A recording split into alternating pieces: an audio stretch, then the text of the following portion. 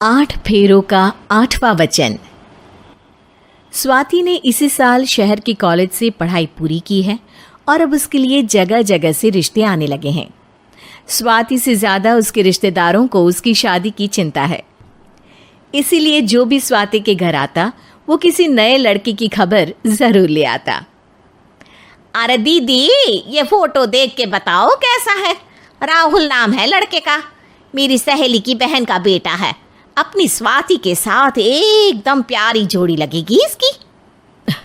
ज़रा दिखाना, फोटो तो बढ़िया लग रहा है। कोई गलत आदत वादत तो नहीं है ना इसे? और कमाता कितना है? अरे कोई गलत आदत नहीं है दीदी, आप कहो तो एक मीटिंग करवा देती हूँ, फिर सब कुछ फाइनल कर लेना। हाँ, ये सही कह रही हो तुम। संडे को स्वाति के पापा भी घर पे ही रहेंगे। बुआ फिर वहाँ से चली जाती है और रात को स्वाति की माँ उससे कहती है, स्वाति बेटा, आज कमला बुआ ने एक लड़के की फ़ोटो दिखाई है। संडे को वो लोग मिलने आ रहे हैं, तैयार हो ना तुम बेटा। अरे मम्मी, आप कहाँ कमला बुआ के चक्कर में आ जाती हो? अभी इतनी जल्दी कोई शादी वादी नहीं करनी है मुझे। अरे बेटा, अच्छा लड़का है, बुआ जानती है उसे अच्छे से। हाँ स्वाति बेटा, एक बार मिल तो लो, बाद में देखेंगे आगे क्या करना है। वैसे तो कमला रिश्ता लाई है तो मना करने का तो कोई सवाल ही नहीं उठता। संडे की सुबह होती है और कमला बुआ राहुल और उसके मम्मी पापा को लेकर स्वाति के घर आती है। अरे आइए आइए भाभी, इसे अपना ही घर समझिए, इनसे मिलिए। ये मेरे भैया और ये मेरी भाभी हैं। नमस्ते भाभी जी, ये है हमारा लड़का राहुल, सरकारी नौकरी की तैयारी कर रहा है ये। वैसे आपकी बेटी कहाँ है? अरे स्वाति बेटा, बाहर आ जाओ। वैसे कितनी पढ़ाई की है स्वाति ने? जी, पोस्ट ग्रेजुएट है हमारी बेटी साइंस में। ये सब तो ठीक है, पर घर संभालना जानती है या नहीं? हमें कौन सी इससे नौकरी करवानी है, नौकरी तो मेरा बेटा करेगा ही। पर मैंने इतनी पढ़ाई की है और आप चाहती हैं कि मैं घर पर ही बैठी रहूं? अरे स्वाति बेटा, ये बड़ों की बात में तुम कहाँ बोल पड़ी। हम सब देख लेंगे क्या करना है क्या नहीं। हम तो इसी बात पर विश्वास करते हैं कि घर के लड़के घर में ही रहे तो ज़्यादा अच्छा रहता है। वरना भाई साहब, आप तो आजकल के हाल जानते ही हैं, कितनी घटनाएं होने लगी हैं औरतों के खिलाफ।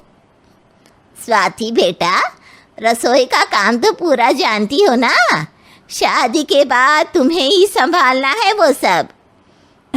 अरे बहुत अच्छा खाना बनाती है ये, आप सब लोग इसकी तारीफ करते नहीं थकेंगे।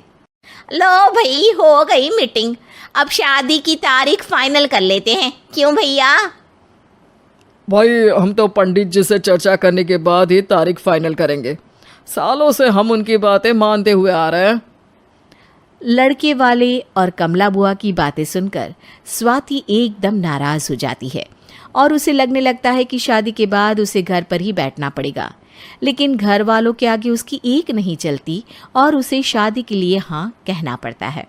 शादी का दिन आ जाता है और सब मंडप में जमा होते हैं। अब फेरों का समय हो गया है, अब कन्या अपने वर से 7 वचन मांगेगी। आप किसी धार्मिक आयोजन में जाए तो मुझे भी ले जाएंगे।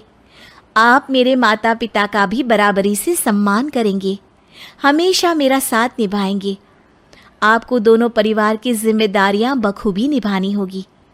हर ज़रूरी बात में मेरी भी राय लेंगे।